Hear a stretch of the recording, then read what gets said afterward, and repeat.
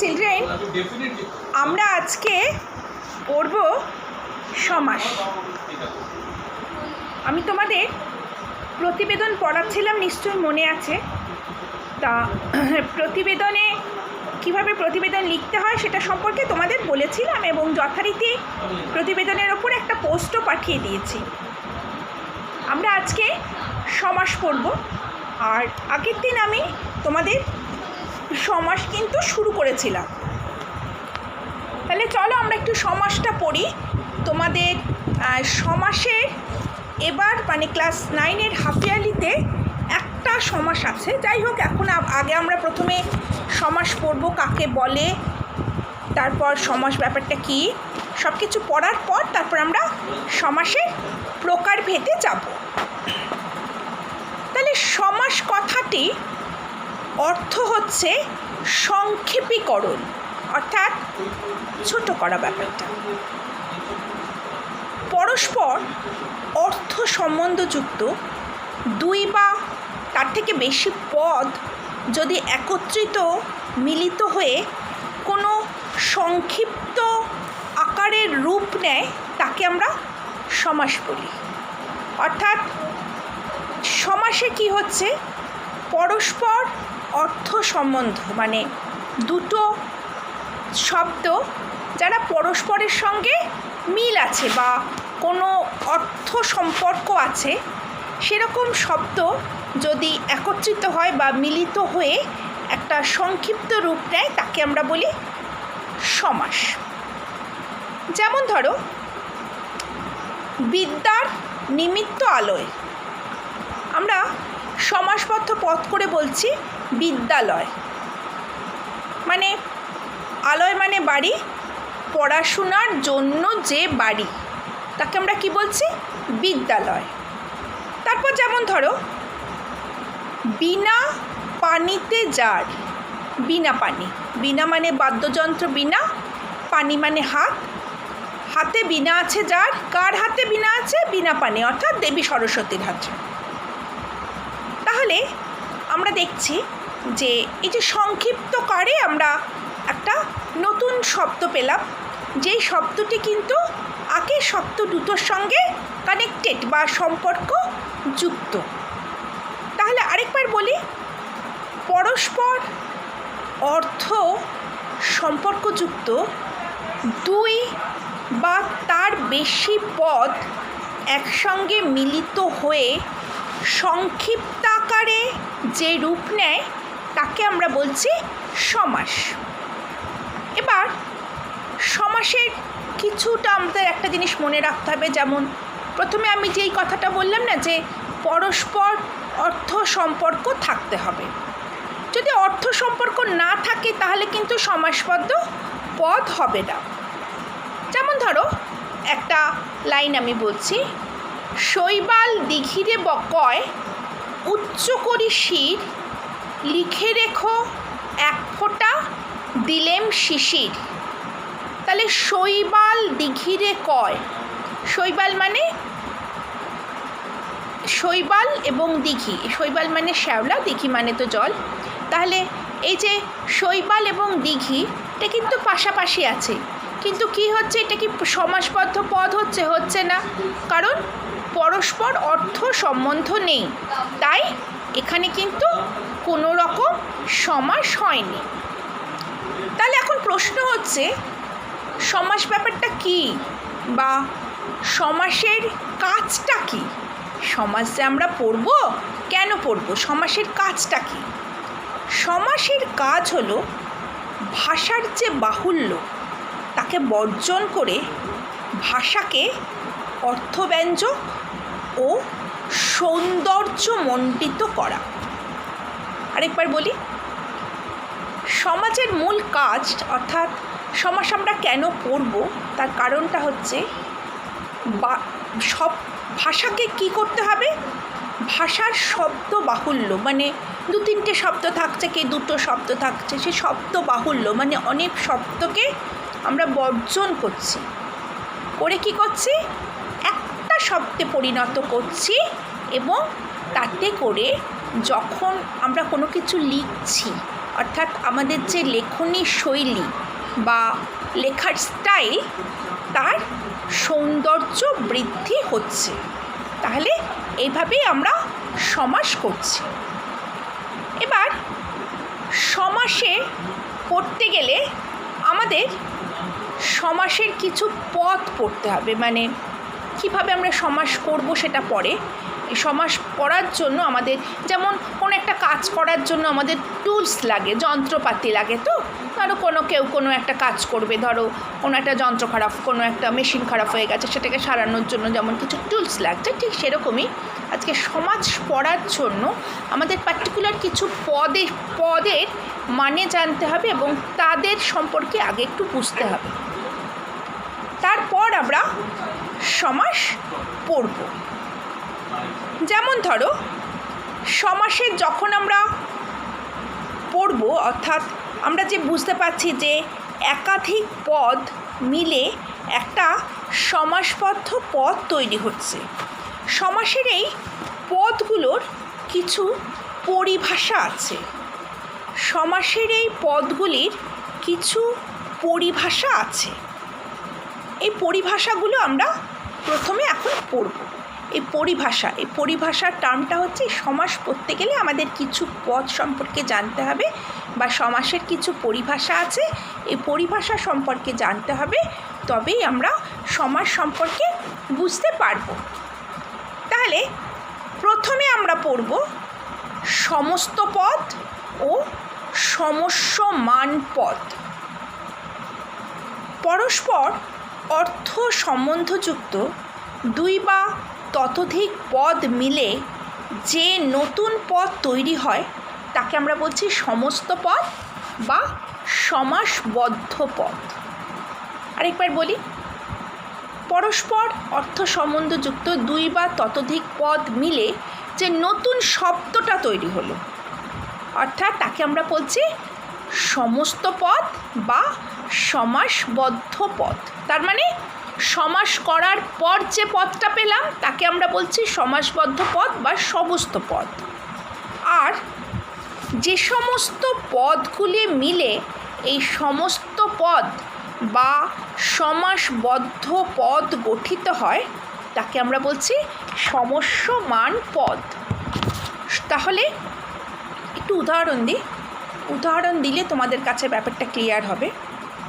যেমন ধরো এই উদাহরণটা আমি আগেও দিয়েছি, বিদ্যালয়, এটাকে কি হবে? বিদ্যার নিমিত্ত আলয়। এটাকে আমরা কি করলাম? সমাসবদ্ধ পদ কি করলাম? বিদ্যালয়। তাহলে এই যে বিদ্যালয় যেটা পেলাম এটাকে আমরা বলছি সমস্ত পদ বা সমাসবদ্ধ পদ। এটাকে আমরা বলছি সমস্ত পদ বা সমাসবদ্ধ পদ। আর এই সমাসবদ্ধ পদ বা সমস্ত পদ এটা তৈরি করার জন্য আমাদের কি লেগেছে? আমাদের দুই বা ততোধিক পদ লেগেছে, তাকে আমরা বলছি সমস্যমান। যেমন বিদ্যার নিমিত্ত আলয়, এই যে তিনটে পদ আছে, তাহলে তো তিনটে পদ একত্রিত হয়ে বিদ্যালয় হলো। এই তিনটে পদকে বলা হচ্ছে তোমার সমস্যমান পদ। তাহলে আমরা কি পেলাম এখন পর্যন্ত? যে সমাস পড়তে গেলে আমাদের কিছু পরিভাষা জানতে হবে, কিছু সমাসের কিছু পরিভাষা আমাদের জানতে হবে। কি পরিভাষা? একটা হচ্ছে সমস্ত পদ বা সমাসবদ্ধ পদ, আর আরেকটা হচ্ছে সমস্যমান পদ। সমস্ত পদ বা সমাসবদ্ধ পদ এবং সমস্যমান পদ এগুলি কি? এগুলি আমরা যখন উদাহরণ সহকারে আমরা বুঝতে পারব। যেমন ধরো সিংহ চিহ্নিত আসন, সিংহ চিহ্নিত আসন কি হচ্ছে? সিংহাসন। তাহলে সিংহ, চিহ্নিত এবং আসন এই তিনটি পদই কিন্তু সমস্যমান পদ। মানে এই তিনটি সমস্যমান পদ মিলিত হয়ে কি হচ্ছে? সমস্ত পদ বা সমাসবদ্ধ পদ তৈরি হচ্ছে। তাহলে সমাসবদ্ধ পদ বা সমস্ত পদ কিভাবে তৈরি হচ্ছে? সমস্যমান পদগুলির থেকে এরা তৈরি হচ্ছে। তাহলে সিংহাসন কথাটা হচ্ছে সমস্ত পদ বা সমাসবদ্ধ পদ, আর সমস্যমান পদ হচ্ছে সিংহ চিহ্নিত আসন এগুলি। এরপর আমরা আরও দুটো পড়ব। একটা হচ্ছে পূর্বপদ এবং উত্তরপদ। সমস্ত পদের প্রথম পদটিকে বলা হয় পূর্বপদ, আর পরের পদটাকে বলা হয় উত্তরপদ। যেমন বিদ্যা হলো পূর্বপদ আর আলয় হচ্ছে উত্তরপদ। তাহলে এই যে বিদ্যালয় কথাটা, এর পূর্বপদ হচ্ছে বিদ্যা আর আলয় হচ্ছে উত্তরপদ। এরপর আমরা যেটা পড়ব সেটি হলো ব্যাসবাক্য বা বিগ্রহ বাক্য। এটা কিন্তু খুব ইম্পর্টেন্ট, ব্যাসবাক্য বা বিগ্রহ বাক্য। সমস্ত পদ বা সমাসবদ্ধ পদটিকে বিশ্লেষণ করে সমাসের অর্থটি যে বাক্য বা বাক্যাংশের দ্বারা ব্যাখ্যা করে দেখানো হয় তাকে বলা হয় ব্যাসবাক্য বা বিগ্রহ বাক্য। তাহলে আরেকবার এটা পড়ি, তাহলে তোমাদের কাছে ক্লিয়ার হবে। ব্যাসবাক্য বা বিগ্রহ বাক্য কাকে বলে? সমস্ত পদ, অর্থাৎ সমাসবদ্ধ যে পদটাকে তাকে আমরা বলছি সমস্ত পদ। তাহলে সমস্ত পদ বা সমাসবদ্ধ পদ মানে সমাস হয়ে যাওয়ার পর যে পদটা আমরা পাচ্ছি সেই পদটাকে আমরা যদি বিশ্লেষণ করি, অর্থাৎ সমস্যমান যে পদগুলো সে পদগুলো আমরা আছে পাচ্ছি, তো তাহলে এই যে বিশ্লেষণ করছে একটা বাক্যর দ্বারা বা বাক্যাংশের দ্বারা, একে আমরা বলছি ব্যাসবাক্য বা বিগ্রহ বাক্য। যেমন ধরো এই যে সমস্যমান পদ বিদ্যার নিমিত্ত আলয়, এগুলো কিন্তু প্রত্যেকটা এক একটা সমস্যমান পদ। আর পুরো ব্যাপারটা কি, বাক্যাংশটা কি না, বাক্যাংশটাকে বলছে ব্যাসবাক্য। তাহলে আরেকবার বলি আমরা কি পেলাম। সমাস পড়তে গেলে আমাদের কিছু পরিভাষা জানতে হবে। প্রথম পরিভাষা হচ্ছে আমরা যেই পদগুলির সমাস করি সেই পদগুলিকে বলা হয় সমস্যমান পদ। আমরা যেই পদগুলিকে নিয়ে একটা সমাস তৈরি করি সেই পদগুলিকে বলা হয় সমস্যমান পদ। আর এই সমস্যমান পদগুলোকে নিয়ে যখন আমরা কোনো নতুন শব্দ পাই সেই নতুন শব্দটিকে বলছে সমস্ত পদ বা সমস্ত পদ বা সমাসবদ্ধ পদ। আরেকবার বলি, আমরা দুই বা ততোধিক শব্দ পাশাপাশি বসে বা একের বেশি শব্দ পরস্পর অর্থ সম্পর্কযুক্ত দুই বা ততোধিক শব্দ পাশাপাশি মিলিত হয়ে আমরা সমাস তৈরি করি। তাহলে এই যে দুই বা ততোধিক শব্দ পরস্পর অর্থ সম্পর্কিত দুই বা ততোধিক শব্দ যখন পাশাপাশি বসছে এই প্রত্যেকটা শব্দগুলোকে আমরা বলছি সমস্যমান পদ। ঠিক আছে, এই বসে যে সংক্ষিপ্ত আকারে যে নতুন শব্দটা তৈরি করছে তাকে আমরা বলছি সমস্ত পদ বা সমাসবদ্ধ পদ। ক্লিয়ার? এবার এই যে সমস্ত পদ বা সমাসবদ্ধ পদটিকে আমরা যখন বিশ্লেষণ করছি তখন আমরা কি পাচ্ছি, ওই যে দুই বা ততোধিক সমস্যমান পদগুলো পাচ্ছি। এবার এই সমস্যমান পদগুলো একটা বাক্য বা বাক্যাংশের দ্বারা বিশ্লেষণ করা হয়। সেই বাক্য বা বাক্যাংশটিকে আমরা বলছি ব্যাসবাক্য বা বিগ্রহ বাক্য। আর সমাসবদ্ধ পদের প্রথম যে পার্ট, অর্থাৎ প্রথম ভাবটাকে আমরা বলছি পূর্বপদ, দ্বিতীয় যে পার্ট অর্থাৎ দ্বিতীয় ভাগটাকে আমরা বলছি উত্তর পদ। এবার আমি একটু উদাহরণ দিই, দু একটা উদাহরণ দিলে তোমাদের কাছে ব্যাপারটা একটু ক্লিয়ার হবে। তাহলে আমরা প্রথমে কী উদাহরণ দেব? আমি প্রথমে একটা উদাহরণ দিয়েছিলাম হচ্ছে বিদ্যার নিমিত্ত আলোয়। কি হচ্ছে? বিদ্যালয়। তাহলে এই বিদ্যার নিমিত্ত আলোয় এই তিনটে কিন্তু সমস্যমান পদ। এখানে সমস্যমান পদ কটা আছে? তিনটে। একটা হচ্ছে বিদ্যার নিমিত্ত আলোয় দিয়ে সমাজবদ্ধ পদ কি তৈরি হচ্ছে? সমাসবদ্ধ পদ বা সমস্ত পদ কোনটা তৈরি হচ্ছে? বিদ্যালয়। এবার এই বিদ্যালয়কে যদি আমরা বিশ্লেষণ করি আমরা কি পাবো? সেই বিদ্যার নিমিত্ত আলোয় এই বাক্যাংশটি পাবো। তাহলে এই টোটাল বাক্যাংশকে কি বলছে? ব্যাস বাক্য বা বিগ্রহ বাক্য। আর বিদ্যালয় কথাটা যেটা পেলাম সেটার প্রথম অংশ হচ্ছে বিদ্যা এবং দ্বিতীয় অংশ হচ্ছে লয়। তাহলে বিদ্যা কথাটার মধ্যে আমরা পাচ্ছি সেটা হচ্ছে এই বিদ্যা কথাটাকে বলছে পূর্বপদ, আর লয় বা আলয়কে বলছে উত্তর পদ। তাহলে আজকে আমরা সমাস পড়লাম। কি পড়লাম? প্রথমত পড়লাম সমাস কাকে বলে, দ্বিতীয়ত পড়লাম সমাসের কিছু উদাহরণ এবং সমাসের মূল কাজ বা কেন আমরা সমাস পড়ব, এবং তারপর সমাসের পদের পরিচয়। আমি আরেকটা উদাহরণ দিচ্ছি যেটা তোমাদের কাছে বুঝতে সুবিধা হবে।